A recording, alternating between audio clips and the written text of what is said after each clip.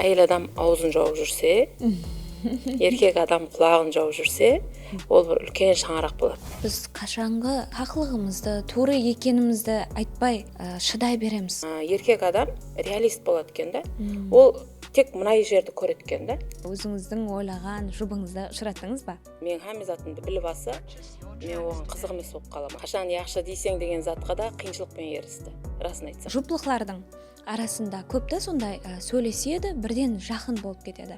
Жастар азыр наоборот ақылы қаттыға. Әйел адамның алдында екі таңлау тұрады. Сен хақылығың керек пе адамларға, емаса сенің шаңырағың керек пе? Сонда қазір алпамыс Томадент күйеуіңіздің атында. Бизнес деген зат, например, бір стабильно тұрса, емаса бір тым-тырыс болып қалса, қорқу керек о заттан.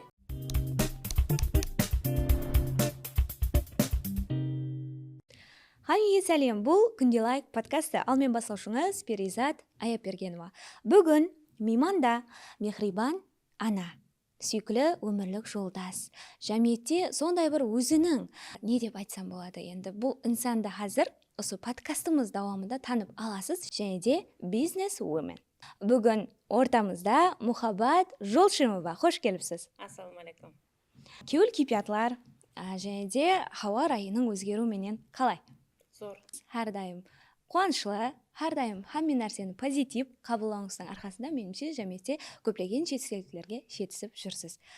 Біз білгіміз келеді, Мұхаббат ханымның балалық дәуірі қандай өтті? Қазіргі сондай бір күшлі ана болуда, сүйкілі өмірлік жолдас болуда, және бизнес-вумен, һәмде акушер, гинеколог болуда, балалықтағы мұхаббаттың қандай да бір мақсатлары, арзулары, яки қандай да бір қазір заманауи тілмен айтқанда травмалары себепші болды ма? Мотивация болуға. Енді мен өзім травма деген сөзді жаман көремін. Травма деп айта алмаймын. Алла тағалам сондай дәрежеде бір құдіретлі деп есаплаймын. Себебі біздердің қалайтұғынымыз біздерге не керегін жеткізеді деп ойлаймын. Соң үшін мен балалығым қандай болуынан қатты назар зор болды деп ойлаймын. Себебі ата-ананы таңламаймыз, балалығымызды таңламаймыз.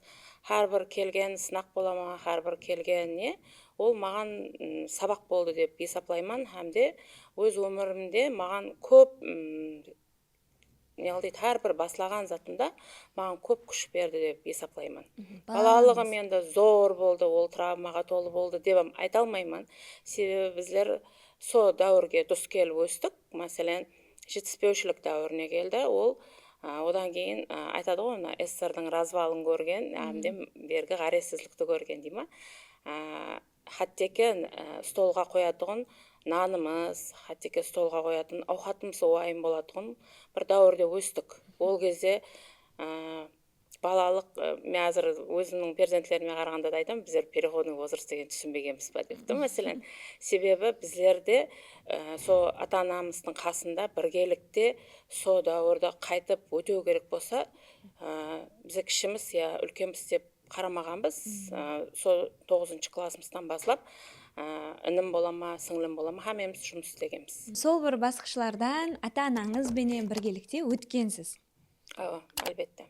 Сол уақыттағы нелер біздерге бір тренировка деп болды деп ойлаймын. Соның ақыбетінде шығар, өмірде бір тырысқақлық, өмірде бір айтқан затымнан қайтпайтұғын, одан кейін бір нәрсені басласам, ізіне шекем жеткізетұғын, һәмде ең бірінші нәубетте дисциплинаға ерістім деп ойлаймын.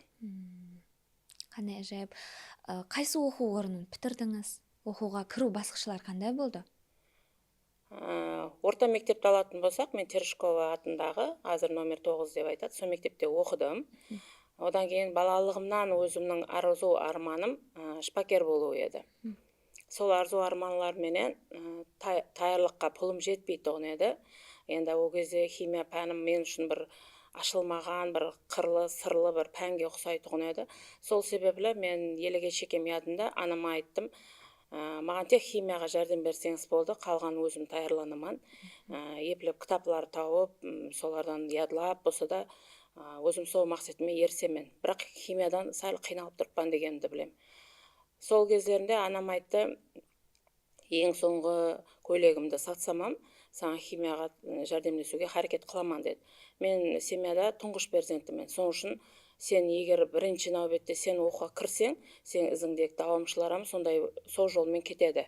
Сен себебі үлгі көрсету үшін сен боласаң деп маған созатта қатты құлағыма құятын еді. Сен туыры жолдан жүрсең, алдыңға арба қайыққа барса, ізіндегі сояққа барады деп маған қолғанат болды сол кездері. Сонымен химиядан тайырланып басладым, одан кейін русский литературадан тайырланды. Өзім мұғалімім бипыл саған үйретемен деді.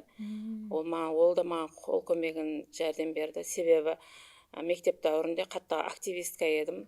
Қайерде жаңағы конкурс болып жатырса, қайерде үлесімді қосуым керек жерлер болса, өзімді көрсеткім келеді тұғын еді. Сол себеплі ол да маған қол жәрдемін созып, маған русский литературадан бипыл тайырлап берді. Соң үшін ұстазларыма көп миннетдармын. Сол 97 жыл бітіріп жатырған болсам, сразу грант асасында кірдім. Өзім сенген жоқпын, себебі көп адамлар маған енді әкем ол кезде ПМК-да істейтін еді. СССР развал болғаннан кейін ол жұмыссыз қалып қойды көп уақыт. Одан кейін уже шоферлыққа өтті. Анам болса өмір бойы тәрбиеші болып істеп келді. Сол себеплі дөңгелегіміз, біздерде бәрібір менталитет, социум деген бар ғой. Солар айтатын еді, шофердің қызсаң, мединститутқа кіре алмайсың, ол жерде танысы барлар кіреді, және бір зат дейтін еді. Мен бірақ расын айтсам, мен үшін сол кезінде сол стержім бар еді. Өмірде ең арзан зат ол адамлардың, дөңгелектегі адамлардың пікірі дейтін еді. Соң үшін ол затқа қарамадым мен. Тек арзу арманым бар еді менің. Соған кіруім керекпен деген мақсатым бар еді. Соң үшін күнді күн, түнді түн демей оқып, ядылап, керек жерлерінде соғып, бірақ тапсыруын тапсырдым. Тапсырғаннан кейін кіргеніме өзім көп уақыт ешкімге сенбей жүрдім. Қашан мен 1 сентябрьде бараман, партаға отыраман, сол кезде сенемен деп өзім не қылатын едім да, негедір білмеймін. Сондай бір дәуірлер өтті. Әлбетте, қандай ажайып. Мұхаббат Ажапаның айтқан осы бір гәплері сіздерге үлкен мотивация болады деп ойлаймын. Себебі қазір жастар көп еріншек, дұрыс талпынып жатырып та, бірақ хамме нәрсені жаңа айтқаныңыздай шофердің қызы, анау пәленшенің қызы, мынау төленшенің қызы деп материалдық нәрселерге байланыстырып қойып жатырыпты да. Студентлік уақытларыңыз қандай болды? Ең бірінші оқуға бардыңыз? Студентлік дәуір, алтын дәуір бәрібірде. Енді біздердің уақытымызда пақта бар еді. Шыдайым қызық болып өтетін еді. Активист болғаннан кейін пақтадан омғырмайтын едім. Қайерде план орындау керек болса, оны да орындайтын едім. Одан кейін уже пақта терімде неде қиналған кездерімде уже поварлыққа өттім. Аспаз болып, сол бүткіл курсыма ауқат асып беретін едім. Енді ол уақытта өзіне жараса қиыншылықтар болар. Бір кездерінде болатын еді, мединститутта білесіз, өзі қиын, оқу қиын, һәм білімді талап етеді. Сөйтіп сол кездерінде осы оқударға бітірсем, той беремен дейтін едім бір кездерінде. Ол қай уақытлар болатын еді? Сессиядан жығылған уақытларында болатын еді. Себебі сондай бір уақытлар болатын еді, қаттекі біліміңе қарамайым жығып жіберетін уақытлар болатын еді. Сол кезде қатты қиналатын, неғылатын уақытлар болатын еді. Енді бірақ ол да бір өз несіне жараса бір сынақ шығар деп ойлаймын. Сіздің қайталдан қатты болуыңызға, күшлілеу білім алуыңызға үлкен түрткі болады. Еліде бір тұр келіп тұрып, және бір затларды доказать етіп беремен деген күшпенен, например, сондай бір уақытта естілеймен, бір күні жаңа компьютер не шығып, тест дәуір басыланып жатыр еді. Ол кезде алдын ауызша еді, ауызша да аңсат еді. Оқыдың өтіп кете беретін едің. Сөйтіп тест дәуір басыланып жатырған кезде бір кабинетті организовать етіп берді да. Сөйтіп экзамен болып жатырыпты, елі кешкем ядында гистология пән. Гистология пән қатты қиын пән да. Именно клеточный уровеньде һәм затты зерттеуің керексең. Содан кірдік сабаққа, кіргеннен кейін полный таярланып, 5 қыз ол кезде кітаплар жетіспейді. Бір қыз үйіне барамыз, 5 қыз таярланып. Барып тапсырамыз, 17 сұрауға жауап бердің, жығылдың деген не қылдық. Бірақ дөңгелегімізде өткен адамлар болады да, хайран қаламыз. қалай ондай екен деп та. Ертесі күні қайтадан жиналдық. Мен ана бәрібір фотографический память деген зат болады да. Сол затты неге жазып алдық та, сөйтіп қайтадан до конца бәрін ядладық. Енді күнде тіленеміз, вариант өзгеріп кетпегей. Кірсек вариант өзгермеген. Қуанып кеттік. Енді себебі ол заттың бәрін ядылап алдық қой. Кітаппенен салыстырдық бәрін. Сөйтіп қарасақ, жауап беріп отырмыз. Қайтадан 17 сұрауға жауап беріп отырмыз да. Содан кейін хайран қалдым. Енді бұл зат айту орынлы ма, орынлы емес па білмеймін, бірақ енді со дәуірдегі бір қатты ядымда қалған затым, һәмде біздерді не қылды, еледе бір жігерлі бір неден қайтпайтұғын дәрежеге алып келген зат сол болды да. Сөйтіп хайран қалдық, ол қалай ол деп 100% біліп тұрмыз. Сенесіз ба, түнгі 11-ге шейін сол затты ізертлеп жүрдік. Сағат 11-дің уақытында ректордың өзі сол кезде болды, тамеңіз өттіңіз деп біздерді шығарып салды. Сол балалықтағы затларым бәрібір сол затқа түрткі шығар деп ойлаймын. Например, егер де сондай бір қаттиятлық ба, қайтпасылық ба, ол зат болмағанда бәлкім жығылдық қой деп және қайтып кетер едік. Бірақ сол кезде біздер өздеріміздің білімімізбенен анық өткенімізді доказать етіп бере алдық та. Тұрмысқа шығу басқышыларыңыз қандай болды? Студент уақытыңызда өзіңіздің ойлаған жұбыңызды ұшыраттыңыз ба? Енді мен өмірлік жолдасымменен мектеп дәуірінен табыстық деп айта аламын. Біздердің табысымыз бір қызықарлы болды, себебі біздер одан кейін 5 жыл давамында сөйлесіп жүрдік. Тұрмыс құрмастан алдын. 5 жыл. Бұл өмірлік жолдасым Қарапақ класста оқитын еді, мен орыс класста оқитын едім. Біздердің бірінші танысқанымыз алдын паспортта береді тұғын кезде тантаналы неде беретін еді ғой. Һәммеге сен сондай дәуірге өтіп жатырсаң деп. Сол кезде маған жаңағыдай басқарушы боласаң деді да. Енді мектеп дәуірінде расын айтсам, анам мына туыр жолдан барасаң, еш жаққа қайырылмайсаң, ол кезде шашым ұзын, екке өріп тастайды, тас қылып. Сөйтіп былай қарамаймыз еш жаққа. Сондай бір тек бес алуың керексің деген зат бар ол жерде. Туыры барып, туыры келетін едік. Сол басқарушы болатын кезімізде алдыңғы жаңағы екі өрім шашты жайып, кітайын сұлуланған құсаймыз да. Сол кезінде сол өмірлік жолдасымның сол нәзері түскен құсайды. Бұндай 11 жыл оқып, бұндай қызды көрмедім, бұндай қыз бар ма деп. Біздің кластың баласы қасында отырған, содан сұрағанда, 11-ші класс біздермен бірге оқиды деп айран қалған. Содан кейін сұрастырсам, алдыңғы бір нелерде де айтып өтіп едім. Бірақ көп қызлармен сөйлеседі тұғын, жаян бір шустрый жігіт болғанда. Содан кейін маған көбісі айтты, ол деді, кеше біреумен сөйлесіп жүріп еді, ертең бір аптадан кейін сенім жаңағыдай сөйлес тастап кетеді деді. Содан кейін өзім просто ізертледім. Не себептен дедім да, ол сондай дәрежеде бір затқа жетіліскен адам ба, ямаса бір сенімі сондай дәрежеде қандай ол дедім да, қалай ол қызлар ондай аяқ асты бола бере ма? Не себептен деп, енді қызлардың атынан мен өш аламан деген мәністе сөйлестім, расын айтсам. Өзің сөйлесіп, өзің тастап кетемін деп ба? Мен өзім сөйлесем, өзім тастап кетемін, қызларды қандай қылып аяқ асты қылуды оған көрсетемін деген өзімде бір не болды да сол кезде. Өзім расын айтсам, ол жігітлермен сөйлесіп көрген жоқ едім, ол уақытқа шейін. Енді ішімде енді бұл жерде жасыратын заты жоқ. Мен де бір сөйлесіп көруім керекпен ғой. Бұл жаққа да бір өзім немді көрсетіп қояйын деген зат болды. Енді тағдыр шығар неке. Құдайға шүкір, қазір 4 перзентлі, 2 ұл, 2 қыз, әйтеуір үлкен шаңырақпыз. Мақсатларымыз, мәмізатымыз бірлесті қазіргі күнде. Аллаға сансыз шүкір деймін. Енді бізге қызық көсемесін, шаңырағыңызға алдыңызда аман болсын. Бізге қызық, енді қалай сол бір чустрый, шақан, шоқ жігітті өзіңізге байлап алдыңыз? Енді бірінші нәубетте қыз балаға бәрібір сырлы болған жарасады екен. Себебі сен кітапты оқып тастайсан ба, кітап қызық емес болып қалады уже. Сол затты мен өзім анализлеп көрдім да. Содан кейін менде сабақлықтай дейма не бір принципіма кіргізіп қойдым да сол затты не. Бәрібір еркек адамға ертең мен хамме затымды біліп алса, мен оған қызық емес болып қаламын.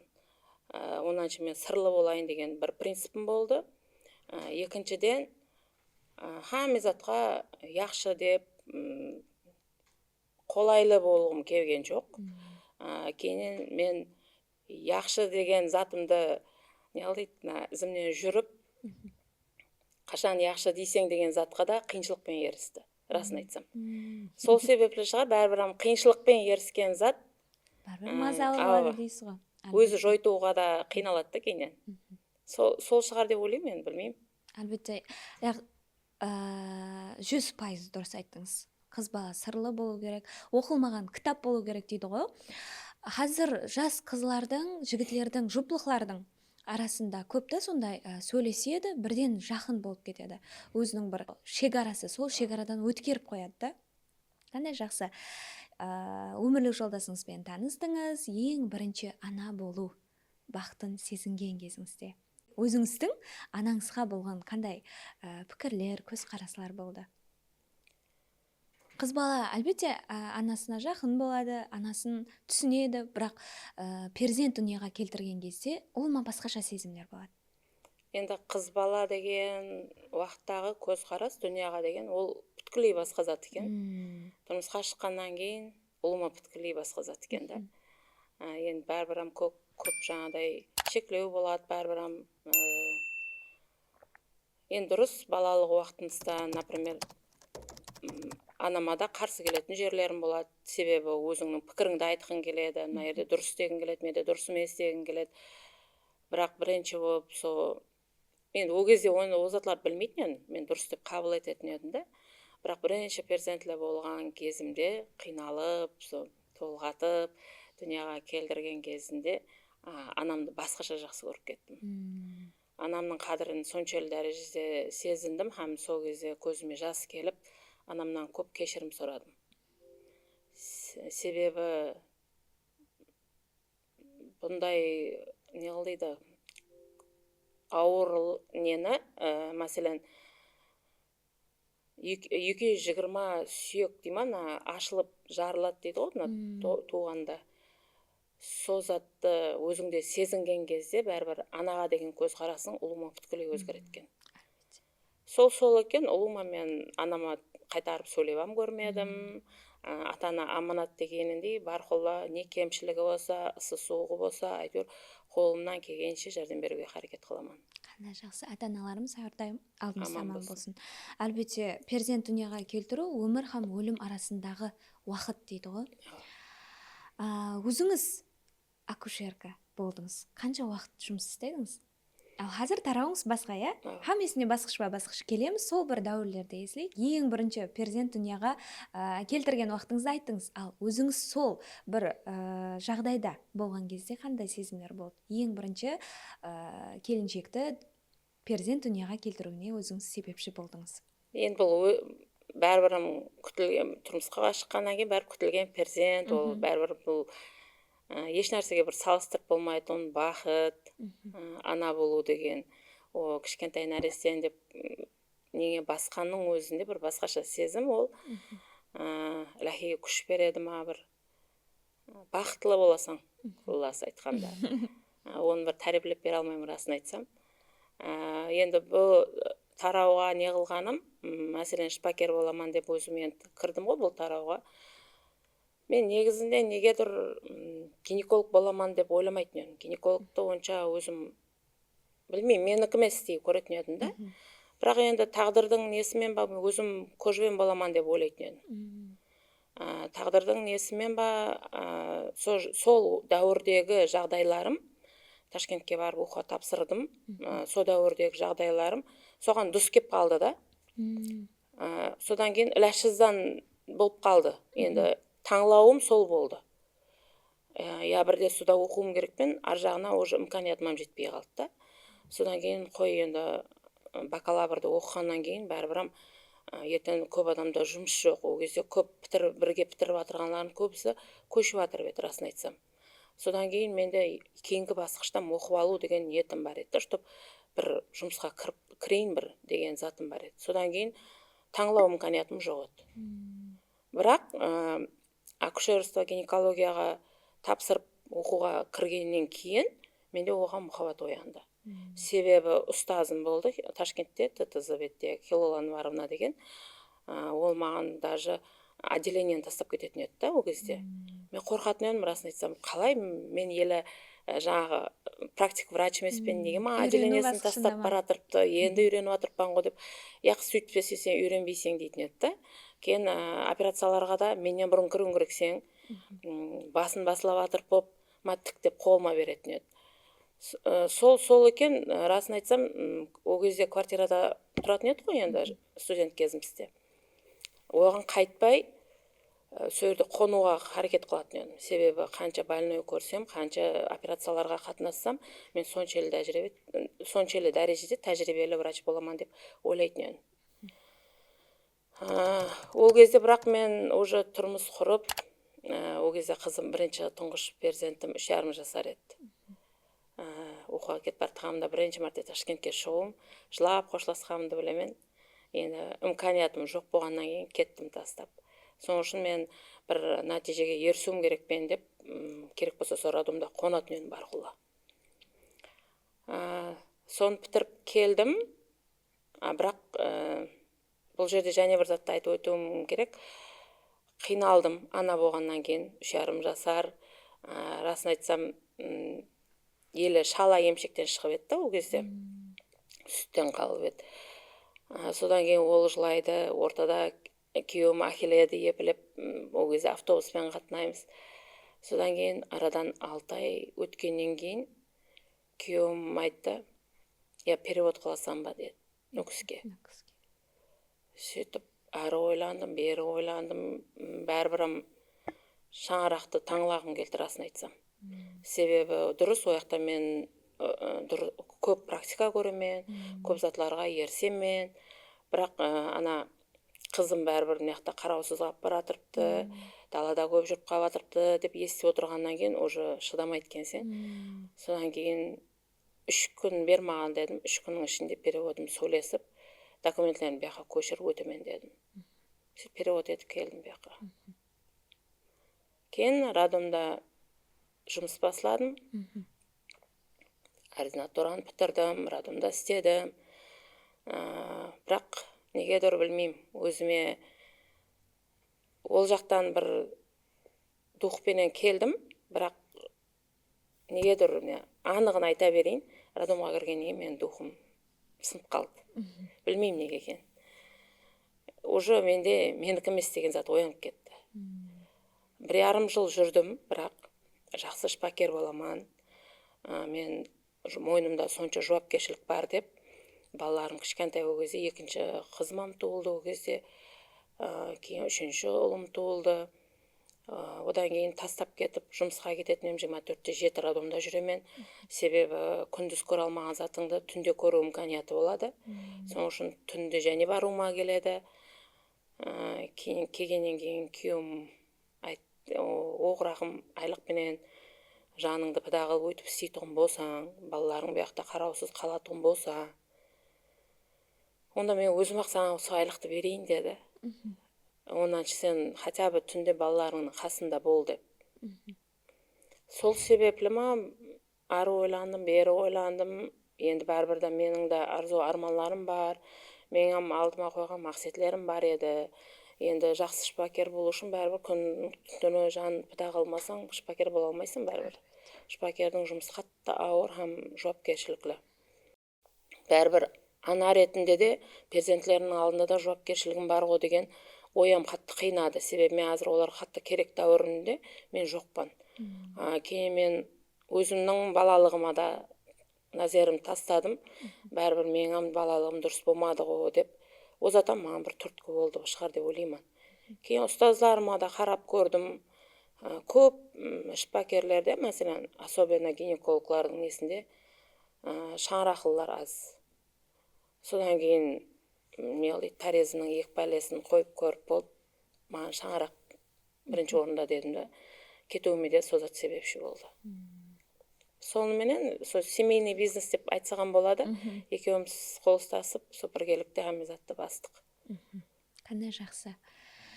23 жылдық бизнес тәжірибеңіз бар, иә, қазір? Өмірлік жолдасыңызбенен бірге. Бұл жылдар сізге не үйретті? Сабырды ма, сенімді ма, яки сондай күшлі болуды ма? Яки қандай да бір жәмиетке болған сенімсіздікті ма? Себебі бизнес тарауында өсу де болады, түсу де болады, алдау да болады, өтірік болады. Енді біздер енді екеуміз шпакер болғаннан кейін, расын айтсақ, бұл бизнес деп қарамадық баста. Бұл халыққа қызмет ету, жәрдемімізді беру, біздер істемесе кім істейді деген зат бар еді. Кейіннен біздерде, мәселен, стоматологияны басылаған кезімізде мен қасында аптекада да істедім да, провизор болып. Ол кезде студентлік дәуірде ақша керек, проработка істейтін едік. Сөйтіп, арендада ол отыратын еді бір кабинетте. Кейіннен екінші перзентімді туар кезімде біздерді басқа неге шығарып жіберді. Сіздердің адамыңыз көбейді, енді өздеріңіздің аяғыңызға тұрдыңыз деп арендаға басқа жағына шығарып жіберді. Сол зат маған қаттыға батты, себебі уже туайын деп тұрып едім. Енді алды-артын жинастырып кетуім керекпен, себебі өмірлік жолдасымның қасында барқылы қолғанат болып жүрпен, ары ассистенті, ары медсестрасы, Амизаты болып жүргеннен кейін, одан алдын мен сұрадым да, біздер не қыла жақсыз ба, бөлек басқа неге шығара жақсыз ба, бұл жердің арендасын қайттан басқа өзгерте жақсыз ба десем, яқ деді. Бірақ тақалған кезде жаңадай дегеннен бізге бір ауыр батты ол зат қаттыға. Енді не зат болса да жақсылыққа екен. Амизатты Алла тағалам қайырлысын береткен бәрібір да. Біздердің бұндай клиника ашуымызға да сол зат түрткі болып себепші болды. Ол кезде ашуландық, біздер түсінбедік, жақсылыққа салды. Бірақ азыр кейіннен ойласақ, о затқа да рахмет айтамыз көп-көп. Себебі біздер сол кезде жасап отырған квартирамызды сатып, мияқтан бір квартира алып, ішінен бір кабинеттік стоматология қылып, әрі сөйерде жасадық, әрі круглосутка жұмыс істедік. Сол затқа түрткі болды. Соның үшін оғанам қапа емеспіз, рахмет айтамыз көп-көп қайта. Әлбетте, әрбір істе бір қайыр бар дейді ғой. Сонда қазір Алпамыс Томадент күйеуіңіздің атында.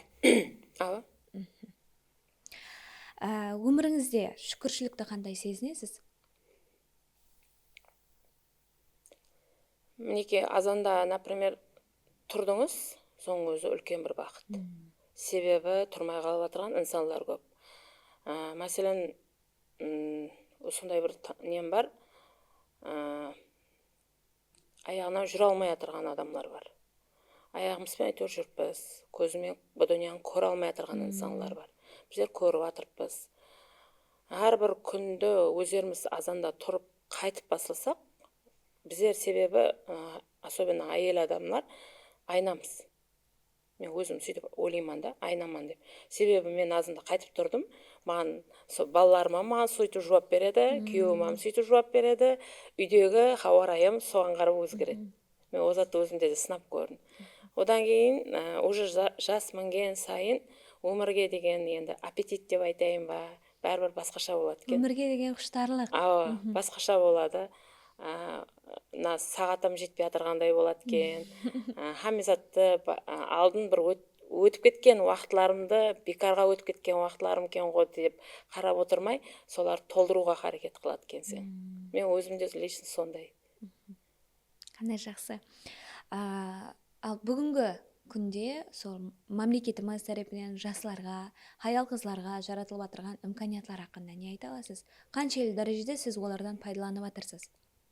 Ең бірінші айтатын болсам, біздер 2001-де басладық жұмысымызды, бірақ официально 2007-де документлестіруге харекет қылдық та.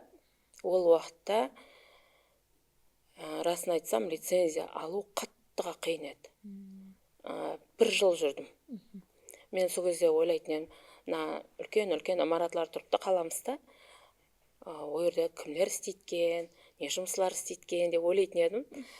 Бірақ тілекке қарсы сол лицензия алатын кезде әрбір имаратқа кіріп, әрбір имараттың қолы керек, әрбір имараттың жаңадай жумағы керек, деп сол кезде закон сондай еді. Мен мына құралы папка документ толтырып жинадық та, бірақ 1 жыл дегенде жинап, әрмеден подписларын бәрін қойдырып кірсек та, лицензиямызды ала алмай қиналған уақытларымыз болды. Енді қазіргі дәуірге қарасақ, сондай дәрежеде жеңілдіктер беріліп жатырды. Хамме зат онлайнда тұрды. Бір айнаға барасаң, керекті қағазың бәрін аласың. Одан кейін 2011-15 жылдарда біздерде бір қиынлау дәуір болды да. Сол кездерінде бизнес деген зат, например, бір стабильно тұрса, ямаса бір тым-тырыс болып қалса, қорқу керек о заттан. Себебі рауажланбаған, масштабироваться етілмеген зат, ол уже кішірейіп бара береді да. Сол кездерінде қаттыға ізленуге түстім да, мен өзім жәрдемдесейін деп. Себебі мен өрде администратор болып отырдым, ассистенті болып отырдым. Содан кейін көбінше пациентлермен мен сөйлесетін едім да. Не затлар керек, не қалеп жатыр, оларға қолайлық қайтып жаратайын деген зат. Білім алғым келді. Енді бұл біздер аштың клиника деп. Бірақ ол басқа зат екен ғой, бизнес деген ұлыма басқа зат екен ғой. Например, бизнес дегенде мен ойлайтын, неден алдың, неден саттың, оған оқудың не керегі бар деп ойлайтын едім да. Бірақ анерде уже менеджмент басқа, маркетинг деген зат ұлыма басқа, уже білімім жетіспей жатырды да. Сол затты сезгеннен кейін мен не қылдым, ол кезде интернет енді шығып жатыр еді. Жаңағы неге кіріп, әйтеуір бір затларды істедік. Сөйтіп Ташкентте білемен бір клиника бар екен, номер 1 клиника дүния жүзінде қандай деп ізлейтұғын едім да өзім. Сөйтсем, жаңа Ташкенттегі жақынырақ клиника деп ізлесем, жаздым сол жерге. Мен пұлын төлеймен, бір 3 күнге болса да, бір көріп практика алмассақ, қайтып істеу кереклерін сізден бір білім асам деп жазғанымды білемен, бірақ еш жауап ала алмадым. Білім қаяқтан аларымды білмейтін едім. Қазіргі дәуірде меке мәселен, қазір жасылар орайында, сауда санат палатасында, бизнесті рауажландырыш банкі өзінің отделін несін ашып қойыпты. Қай жерге бармасақ білім беріп жатырды да. Сол қаттыға қуанам арасын айтсам. Себебі қандай тарау істесең де білімсіз басқара алмайды екенсің, білімсіз еш нәрсені істей алмайды екенсің. Біздер ойлайтын едік қой, мектептегі білім деп ойлайтын едік та. Ол сен Құранда да бар дейді да, туылғаннан басылап қабірге шейін білім алу керек. Мен сол затты қаттыға уже түсіндім. 21 жылдан басылап, Құдайға шүкірна, тренерлік, коуч, және бір зат дегенлерді нөкіске де келетұғын болды, онлайн керек болса оқитын болды. Интернет сондай дәрежеде рауажланып кетті. Сен бұяқта тұрып, дүнияның арғы тарепінен білімлерді алатұғын мүмкәниятлар жаратылды да. Қайсы тарау рауажландыруын керек болса, соның білімін алып бара бердік та уже біргелікте. Сол себеплі маркетинг отдел, IT отдел, азыр біздерде колл-центр отдел, хамме тарау бойынша өзі рауажланып кетті. Соң үшін президентіміз тарептен да, үкіметіміз тарептен да көп мүмкәниятлар жаратылып жатыр. Азыр жасыларға да даже керек болса, біздер ойлайтын едік, алдын тәжірибелі бизнесмендерменен ұшырассаң, біздермен сөйлеспейді деп ойлайтын едік қой ол кезде. Азыр біздерді, например, сол жастармен ұшырастырып жатырды. Қалесе бизнес завтраклар, бизнес ужинлар, хамезат чөлкеместеп беріп жатырды. Жасылардан текке білім алып тұрып, рауажлануға алып тұрып оған. Қазір айтып отырған пікірлеріңіз, гаплеріңізге қарап, мынандай пікір келеді да, негізі алпамыс стомадент, мұхауташпамен алпамыс стомадент болып тұрма деген. Мен нәрседе өзіңіз жүргеніңіз, шет елдерге хабарласқаныңыз, ізленгеніңіз, оқығаныңыз. Енді біздерде, мен бір өзіме деп айта алмаймын ол затты. Біздердің өзіміздің шаңырағымызда бір қосу бір, көбінше адамдардан сұрасам 2 деп айтады. Бірақ біздердің шаңырағымызда принцип бір қосу бір, бұл 11. Себебі біздер екеуміз не қылған жерде рауажлану басқаша болды. Неге десеңіз, мен мәселен қайтып басқару керек, қайтып стратегия түзу керек деген жағынан рауажландырсам, біздің өмірлік жолдасым қайтып қанегелер шығару керек, олардың методикасын қайтып күшлі қылу керек, оларды қайтып басқаша тараудан бөлу керек созатылары бойынша неғылды. Соның үшін біздер 11 деп айта аламын мен. Мен бір өзім болсам ол затқа ерісе алмай деседім. Себебі екеуміз бір-бірімізді қолдап қуатлағанның арқасында көп затларға ерістік. Зор. 1 + 1 = 11. Қандай жай өмірлік жолдасыңыз сізге қандай қолдау көрсетеді? Мәселен, хаялдың артында карьерасы болсын, жәмиеттегі жетістіккерліктері болсын, әрбір тарауда оның қасында қолдаушысы әлбетте ер адам болады. Ол мейлі әкесі болсын, ол мейлі өмірлік жолдасы. Енді бірінші кезекте дұрыс идеальный семья жоқ, түсінбеушіліктер болады еді. Бірақ және бір техника бар біздерде. Техникалар көп екен негізі. Көп негізі. Аро деген методика бар. Аро деген 3 мүйіш. 3 мүйіштің білесіз, еш углы бірдей болады, doğru ма? Я былай кетпейді, я былай кетпейді мәселен да. Соның үшін аро деген, affinity деген адамның болып отырған ойы несі да. И р дегені reality деген. Reality болып отырған уақия, сол уақыттағы, сол моментте. И о дегені ол общение деген. Общение деген бір-бірімен сөйлесу деген. Біздерде көбінше машқала неден кеп шығады? Бір-бірімізбен сөйлесе алмаймыз. Бір-бірімізбенен даже мына, например, шетелдерде қарайтын болсақ, бизнес строится на чашке кофе дейді. Қазір біздің жәмиеттеде көп сол. Сөйлеспеу, түсініспеу. Біздерде жаңа басып жүгіріп жүріп жұмыс істегеніміз, біздер қандайда бір бизнес істеп жатырмыз деп ойлаймыз да. На самом деле, сөйлесу арқылы, переговор арқылы көп нәрсені шешуге болады. Біздерде ең жәмиетімізде деп айтсаған болады, бір-бірімізбен сөйлесе алмағанның кесірінен деп ойлаймын. Дұрыс айтасыз. Себебі мен өзімнің ішкі недегі затларымды сізге тур жеткерсем, сіз де мені тур түсінесіз, например. Біздер не қыламыз? Ішімізге салып өпкілеп жүреміз, күтіп жүреміз. Адам күтпеген кезде көп затларға еріседі. Адам өпкілемеген кезде көп затларға еріседі да. Енді жаңа ароға айтатын болсақ, ортада түсінік тұрады да. Енді біздер сол үшеуінің біреуі бұзылса, уже 3 мүйіш басқа жаққа кетеді да, жаңағы айтқан треугольнигіміз. Сол кезде ортадағы түсінік, домалақтағы, сол ұзақласып кете береді. Бір-біріміз түсінбеушілік деген. Соның үшін мен бархолла үйде сол принципті пайдаланатын едім. Не зат ішімде қиналып атырай, қуанмай, қандай сезімлер өтіп атырыпты, қандай арманлар болып атыр, күйеуімен отырып, менде мынандай зат болып атырыпты. Мен бұл затты тек арында мынандай нәрселер үшін деп түсіндіруге харекет қылатын едім да, расын айтсам. Аз перзентлеріме де ол затты қолданамын бархолла. Аз керек болса, азыр сотрудниклерімізбен сөйтіп сөйлесеміз. Соның үшін сотрудниклеріміз біздерді басқаша жақсы көреді, расын айтсам. Себебі үйінде айта алмаған затларын, ата енесіне айта алмаған. Хаттекі мен сондай қол астымда жұмысшыларым бар, анасына айта алмаған затларын маған айтады. Кейін хаттекі сондай жұмысшыларым бар, мені өзінің анасындай көреді. Бір кездерінде айтады, анам мен қызғанып атырыпты дейді, кімді мұхаббатты мамаң деп атырсаң деп дейді. Соның үшін қуанамын, о методика бірақ мен несіне қатты тәсір етеді. И оны пайдаланса, көп өзгерістер береді. Қандай жақсы. Бірінші нәубетті тыңлау, түсіну, кейін сөйлесу дейсіз ғой, иә?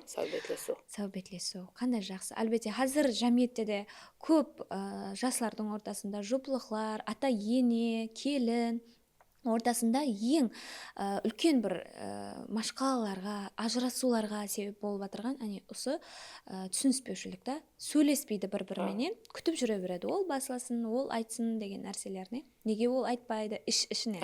Әлбетте, ашық сөйлесу негізі еркін сәубет көп нәрселерде позитив жағынан жүреді. Өмірде мен тоқтадым деген уақытлар болды ма? Өз-өзіңізден ашуланып. 21 жыл сондай уақия болды менен. Жасырмаймын оны. Себебі, жаңа айтып отырғанымдай, бизнес бір неге келді.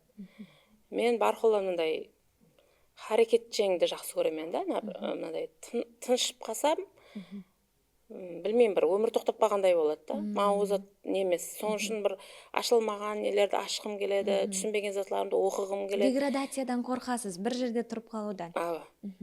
Барқолла ядында созат тұрады, прогресс болмаған жерде регресс болады деген зат бар да. Соның үшін сол уақытта мен елі ядында бер жаққа 4 врачты отырғыздық, 4 кабинет жаратып бердік та. Бұл жағында 2 кабинет бар еді, бір кабинетте жаңа өмірлік жолдасым. Сонда қарайман, апамыз стомадент деп таниды, бірақ Алламұрат деп таниды да. Ол бренд не деген зат жоқ ол кезде. Сөйтіп мен отырып, анеда қиыншылық тудырып жатырғанын сезіп отырыппын ғой. Сөйтіп мен айтаман да, реклама керек. Врачтар отырып қалып біздерге отырғаны пайда емес, құр отырып қалғаны. Ана креслоға қанша дәрежеде біздер көп адам отырғызсақ, сонша дәрежеде біздерге ол нелеріміз жауады. Себебі кредитлер бар, нелер бар дегенді айтсам, ол өзі енді шаршайды, 2 ай бұрын оған адамлар жазылады да. Содан кейін ол айтады, маған кредит керек емес, маған реклама керек емес, маған еш нәрсе керек емес. Енді онам түсінуге харекет қыламын, себебі шаршайды ол да. Енді мен оның пайдасын айтып отырыппын да. Кейін үйге келгеннен кейін отырып айттым да. Енді ол кезде түсінбеушіліктер көбейіп кетті. Сен азыр құр келіспейтін зат айтып жатырсың, рекламаң не керегі бар, лишний шығын болады ол зат деп. Енді лишний шығын болады оған болса, кола не үшін азыр кешкем реклама қылады? Деген сұрауды қойдым да. Біздер кімбіз, кола кім о дедім да, мәселен. Енді яқшы, сіз азыр жассыз, жігерге толып тұрсыз. Сіз 2 ай бұрыннан істейсіз, жазылған адамларды көресіз. Бірақ ертеңгі күнінде сіз маған сау керексіз деп түсіндіріп айттым да. Соның үшін біз рекламаны жөнелдіруіміз керек кімге? Апамыз стомадентке. Себебі адамлар соны тану керек, сізді емес деп. Неғанан кейін барып тұрып, енді сол кезде уже сол арада түсінбеушілік болып, мен болды, рахмет. Мен уже кім екенімді жойтып қойдым. Мен я гинеколог емеспен, я жаңағы стоматолог емеспен, я бизнесмен емеспен деген затлар ойымнан өтті. Мен енді үйде демаламан, әкелсеңіз пісіремен, әкелмесеңіз пісірмеймен деген қарарға келдім. Сөйтіп көп ол өзім түсінбей қалды, себебі мен кескін ондай шешпейтін едім да. Кейін сол кезде 3 күннен кейін жаңағы қоңысы ағайлар бар, солар менен кетті балыққа. Демалып қайтамын мен да деп. Соға ішкен менім демалмаған екенмін деп. Кетті, кеткеннен кейін 3 күннен кейін келді. Келгеннен кейін Жазаққа демалуға кеттік деді. Бір құрдасыларымызбенен. Сөйтіп барғаннан кейін, Жазаққа барғаннан кейін екеуміз сөйлесіп алайық деді. Яқшы деп шықтық, сөйлесіп алуға, енді обстановканы өзгерттік. Менде бірақ мындай не жоқ, кекшіл, өпкені сақлап жүру деген зат жоқ. Сөйтсем айтты, дұрыс реклама керек екен, кешірім сұраймын деді. Мен деп қарағанымды білемен, басыңа кірпіш түсіп кетпеді ме, тас түсіп кетпеді ме дедім да сол кезде. Не себептен ондай неге дәру келе қойдың деп та. Сөйтсем, қоңысымыз Ислам Пірімбетов бар еді ол кезде. Азыр не береді, тренинг нелер өтіп жүрді. Бизнес тренингілер. Азыр өтіп жүр, ол кезде өтпейтін еді. Қоңысымыз солармен кетіп еді. Ол енді оқып басылап атырған екен да сол дәуірде. Енді оғанам рахметімді айтып кетемін. Сол кезінде ол айтқан екен да, түсіндіріп. Анализлеп берген екен да. Мәселен, сен дұрыс, сен 2 ай адамың бар, өзіңнің лояльный клиентлерің бар. Сенде нүкісте жоқ технологияларды әкеп атырсаң, 11-ші жылдан бері Америка бар ма, Германия бар ма, өз үстіңде істеп әкеп атырсаң, бірақ оны кім біледі дегенде? Оны бір санаулы адам біледі. Сондай деп енді ашып берген бизнестің сырларын. Содан кейін келіп барып, екеуміз келіп, жаңадай деп, екеуміз енді қол ұстасып оқимыз. Бизнес бойынша керек болса білім аламыз деп мені сол кезде қайтарған. Сол кезде мен өзім қатты түскінлікке түсіп қалдым, себебі ярым жолға келіп боп, я гинеколог емеспен, я стоматолог емеспен деген нелер қинағанда мен сол дәуірде. Қандай жақсы. Бастағы гәплеріңізге қарап, сондай бір хаялдың ақыллығы, даналығын сезінсек болады, себебі күйеуіңізді отырғызып, әрбір нәрсені басқыш түсіндіріп, бірақ ол түсінбей, неге сол қоңсыңыздан түсіне қойды? Енді біздерде білесіз ғой, бәрібірде жаңағы не қылайды мынау орталық, менталитет, социум дегендей, одан қалса жора жолдаслар, әйел адамның гәпінен көре деген зат бар бәрібір тәсір етеді орталық. Аял өз бақытының гүлін қалай өсіре алады? Мен ең бірінші нәубетте хаял қыздарға айтқан болар едім, неке өмірлік жолда бірінші нәубетте мен өзімде қолданған затым лично, әйел адам аузын жауып жүрсе, еркек адам құлағын жауып жүрсе, ол бір үлкен шаңырақ болады. Енді дұрыс хамме затты әйелдердің мойнына жүктей берген қате. Еркек балаларымсам сондай дәрежеде болу керек бәрібірде да. Бірақ бәрібір әйел адам, мәселен психологияда мен кітап оқыған кезімде созатты түсіндім, мынау стена болатын болса дейді, сол кезде бір кейс айтып қойды. Еркек адам реалист болады екен да. Ол тек мына жерді көреді екен да. Әйел адам ол ертеңгі күнін көреді екен да. Соның үшін біздерде о сабырлық, біздерде жаңағы бағанағы айтқанымдай түсініп білу, естіп білу біздерде күштірек болса, біздер любой затты жеңе алады екенбіз. Ең бірінші нәубетте сол зат болу керек деп ойлаймын, һәм де сол затты қыздарға да тілеп қаламын. Сабырлықты, мен хақпан, мен назатқа дұрыс, һәм өзінің хақлығын доказать еткісі келеді, бірақ сен бірінші орында, бәрібір сенің алдыңда, әйел адамның алдында екі таңлау тұрады. Сен хақлығың керек пе адамларға, емаса сенің шаңырағың керек пе, бала-шағаң тынышлығы керек пе? Дұрыс, 2 сағатта сен хақ екенін доказать етіп бере аласың һәммеге. Бірақ содан кейін сен не қыласың? Ертең өмірлік жолдасың саған басқаша көзбен қарайды, шаңырағыңнан айырылып қалсаң, бала-шағаң уже басқа көзқараспен қарайды. Сол сен бір минутта доказать етіп берген хақлығың кімге керек? Сол затты аңлаған кезіңде саған уже даналық кеп басылайды екен да. Хақлығыңды бір жерге сырып қоясың, ана даналықпен қабыл еткен шешімдерің уже саған өзінің мейуесін беріп басылайды екен. Әлбетте, енді бірақ тарезінің екі тарапы бар ғой. Қазір көріп отырған ықыласпеншілеріміз арасында қыз-келіншектер айтуы мүмкін.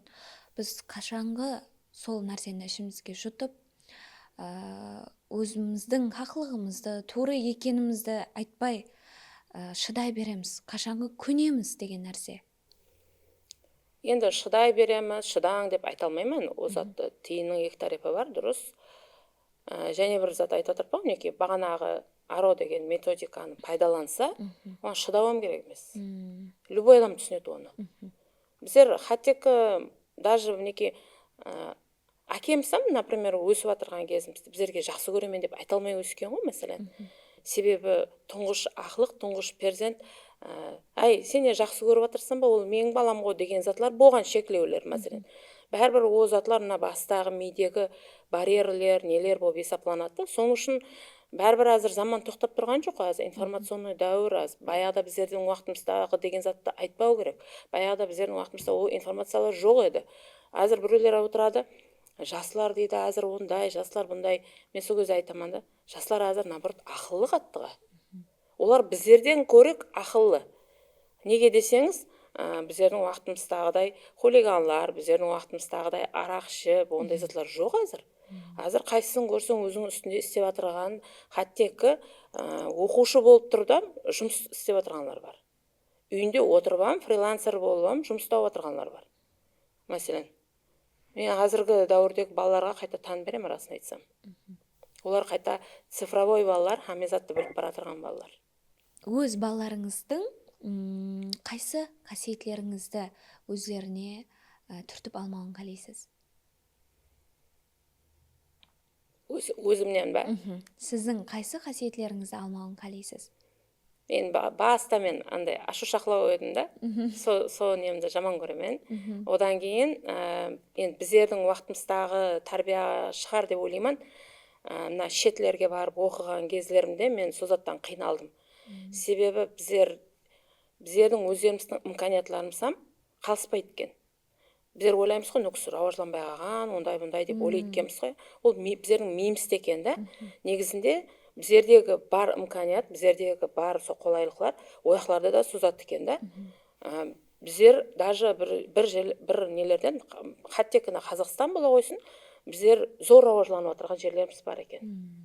Айтады ғой, жаңа орысларда бір гәп бар ғой, всегда хорошо там, где нас нет дейді ғой. Соның үшін әрбір мемлекетке деп білім алуға шыққанымда да, неғамда да, әрбір затты деп алып кірген кезімде мен айтамын, шүкір. Біздер зор жерде жасап отырған екенбіз. Біздерде зор рауажланулар болып жатырыпты. Даже біздер сондай бір шетте болуымыздан қатты назар, зор имканиятлар ажыратылып, зор нелерге ерісіп отырған екенбіз деп қуанып қайтамын. Дұрыс айтасыз. Шет ел темасын қозғадыңыз. Саяхатларға, шет елдерге өмірлік жолдасыңызбен барасыз. Тек қана саяхат болады ма? Мақсатыңыз яки қандайда бір семинар, тренинг, жұмыслар бойынша ма? Енді барқұла біздер приятное с полезным совмещать етуге харекет қыламыз. Себебі бәрбір имканиятлар жаңағыдай қалеулерімізге финанс шақларым бәрбір не болады ғой. Соның үшін бір барғанда жаңа не дейді, біздердің адамдар 10 жұмысты бітіріп қайтады дейді ма, сондай затпенен шығамыз. Оқу, бизнес нелер, форумлар, экскурсиялар қыламыз. Ояқтағы бизнеслерменен тәжірибе алмасамыз. Одан кейін обязательно бір 2 күн я 3 күн өздерімізге демалуға, һәм сол қалаларды көріп, өздерімізге және бір затлар алып қайтуға харекет қыламыз. Қандай жақсы. Егер өмірді қайталдан баслау имканияты берілгенде қайтып басылар едіңіз? Тап осындай алып басылар едім, расын айтсам. Мен еште бір өкінбеймін. Бірақ білім алуды, әрбір тараудың несін еліде тоқтамас едім. Себебі мен баста істеген қатем, вузды оқыдық, енді болды деген зат, білім енді сонымен тоқтады деген ойым бар еді. Сол зат қате екен. Инсан бұл дүнияға рауажлану үшін келеді екен да. Сен қаншелі дәрежеде рауажланып, қаншелі дәрежеде мәселен білімлерді алған сайын сен адамларға бере бергің келеді екен да. Уже сол этапқа өткен кезіңде сен ұлымы басқаша дәуір жасайды екенсің. Тек ала беру емес, беруді ойлау керек екен. Мен не бере аламын инсанларға, еліде қандай жәрдемім тиеді деп, уже әрбір даже қол астыңдағы сотрудникке сөйтіп қараған кезіңде һәмме затлар өзгеріп бастайды екен. Әлбетте. Ұлы бабамыз Юсуп Хас Хажып айтқанларында дүниеде 2 түрлі инсан хақиқи инсан саналады екен. Бірі үйретуші, ал бірі үйренуші. Дұрыс айтасыз. Ал қазір бізді подкастымызды тыңлап отырған ықыласпендлерімізге ажайып гәплеріңіз. Мен өзімнің нем бойынша 2 сөзім бар да. Орысша айта берейін, е? Айта бер. Невозможно деген зат жоқ. Кейін неправильно деген зат жоқ. Хамме зат етуге болады. Мына ми деген зат сондай дәрежеде біздерге иләхи бір берілген некен да. Біздер содан текке информацияларды алып, рюкзактай қылып құшақлап жүре бермей, оны қаншелі дәрежеде харекетлерменен шығарсақ, соншелі дәрежеде жәмиетімізге де һәммеге пайдамыз келдіре алады екенбіз. Соның үшін әрбір қызға, әрбір хаялға мен айтқан болар едім. Бірінші нәубетте денсаулықтар беккен болсын. Сол арзу арманлаудан тоқтамасын. Себебі арзу арманлардан тоқтаса, о адам қайтадан арқаға қайтады екен. Соның үшін арзу арманлаудан тоқтамау керек. Рауажланудан тоқтамау керек. Қайсы тареп болса да. СММ бола ма, мобилография бола ма, өзінің ораторствосы бола ма, балалықтағы қалеген затларын бәрін өмірлік жол дауамында рауажландырып бара беру керек екен. Содан рауажланудан тоқтамауын, һәмде бағанағы айттық өткенде өзінің нәзіктілігін, өзінің сабырлығын ешқашан жойтпасын. Һәмде әрбір үйдің перизатына, үйбекесіне, әдөлі ярына, сүйіклі ярына айлансын. Рахмет. Перизаты деген қатты ұнады маған. Сізде бізге ақтеместен келгеніңіз үшін, уақытыңызды ажыратқаныңыз үшін рахмет. Әлбетте, қазір болып өткен ажайып сол подкастымызға айтқан өзіңіздің инсайтларыңыз, білімдеріңіз, әрқилы тактикаларыңыз бізге қатты ұнады. Сіз де егер түсініп, біліп, сол бір подкасттың ішіне кіріп көріп отырған болсаңыз, ең кереклі жерлерін өзіңіздің күнделік беттеріңізге түртіп қойың. Бұл күнде лайк подкасты. Социал тармақларымызға ағза болың, һәм күнде лайк басың. Менде ұсынау бетте өзімнің нем бар да. Әрбір сілердің ықылас бетлеріңізге құр келмей сауға алып келдім. Әрбір жақсы жазған комментарияларына, енді оны өздеріңіз шешерсіз. Алпамыс Томаден жәмиетінің атынан бір тіс тазалауға 400 мыңлық атрапындағы честкі сертификатын інам етімен. Хамде, егер қалеушілер болса, егер бизнес рауажландыру бойынша болады ма, ямаса өзінің просто өмірлік неден саубетлесу болатын болса, менің бір сағатлық консультациям $150 деп қойыпты қызлар. Сол консультациямды people беремен. Мен өзім сауға беруді жақсы көремін. Сондай ма? Сіздің консультацияңыз да бар ма? Онда біз қазір сонда бір ұтыслы уақытларыңызды алып отырған екенбіз ғой. Қандай жақсы.